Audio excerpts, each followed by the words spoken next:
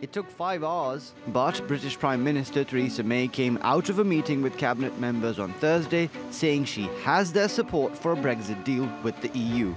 The collective decision of Cabinet was that the government should agree the draft withdrawal agreement and the outline political declaration. This is a decisive step which enables us to move on and finalise the deal in the days ahead. But within hours, her plan and her cabinet seemed to be falling apart. Will the cabinet approve the deal? Brexit Secretary Dominic Raab, who's been instrumental in talks with the EU, quit, saying he cannot, in good conscience, support the draft deal. Work and Pensions Secretary Esther McVey is also stepping down, as are several other officials. Their departures show just how divided Britain's politicians are over Brexit, and the public appears equally unsure. I just think there's too much still, there's still a lot of power, I think, that sits with Brussels, and it's obviously not what people voted for in terms of Brexit. I have a sneaking suspicion that we might be headed for a second referendum or a general election at some point, because it has to be accepted by the EU in the end, and the member countries. All that uncertainty is bearing down on investors. The pound was marginally weaker against the dollar on Thursday morning, and the negative sentiments could spread to other markets unless May can get Parliament to support her plan. Mobin Nasir, TRT World. And for more on this, Rajneesh Narula joins me now from London. He's an international business regulation professor at the University of Reading's Henley Business School. Welcome back to the program. Let's start by this issue that has Brexiteers and Theresa May's party up in arms, this issue in the draft deal, and that's the so-called Irish backstop. The deal says in the event of a no Brexit, the UK would be tied to the EU's customs rules until the issue of the Irish border is resolved. Does this defeat the whole idea of Brexit, as the Brexiteers would argue?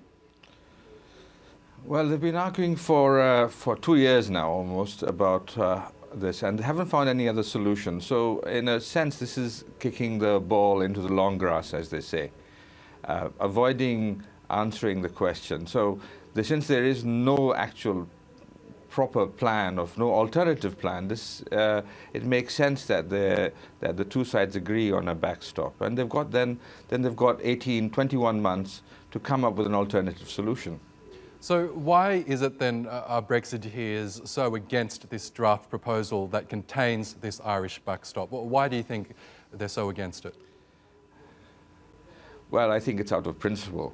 The hardcore Brexiteers have certain ideas about, they underestimate the cost of a no-deal Brexit.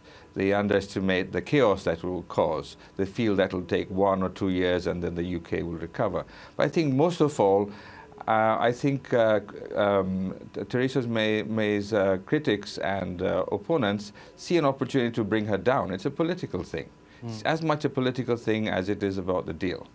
We know that many in the business community were against Brexit in the first place, but that aside, in terms of this draft agreement, do you think it was the best outcome for UK business? Well, the best outcome is, of course, not to have Brexit. But since we don't have that option, this is the second best outcome. This is a business-friendly outcome which will reduce the disruption to a minimum of Brexit. It will allow for the free movement of goods and services within the boundaries, of course, that the EU and the UK have agreed. And I can't see anything. I mean, it'll keep the economy going. It'll allow for a gradual adjustment. If they decide after 19, 20, 21 months that they want a different kind of deal, then they can negotiate that. And then that will be implemented gradually as opposed to suddenly. Because right now, we're looking at 3-4 months away. If there's a no-deal Brexit, there will be chaos. And so as far as business is concerned, they cannot possibly do better. We know that markets don't like chaos. When this draft deal was announced on just last night, in fact, the markets rallied, the sterling firmed, and 12 hours later they all fell because of this slew of resignations from Theresa May's own party. I'm wondering, do you believe Theresa May is the person to deliver Brexit for the UK?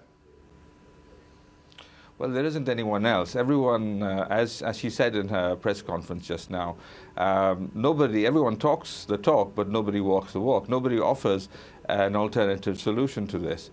So, frankly, at this point in time, and 4 months, none too soon, this is the only thing on offer.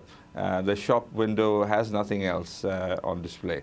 So I think really that she is to some extent calling their bluff, but she has to do it right, to come up with an alternative. And I think that is the big question. Nobody has an alternative. Everybody talks about negotiating a better deal, but they haven't got the time, and they haven't got well, I can't really, no one has offered an alternative to the backstop. So from a business point of view, you do believe that this draft deal should proceed to a vote in the UK Parliament and then to the EU? Well, absolutely. However, I should add this, that perhaps Theresa May has a different plan here.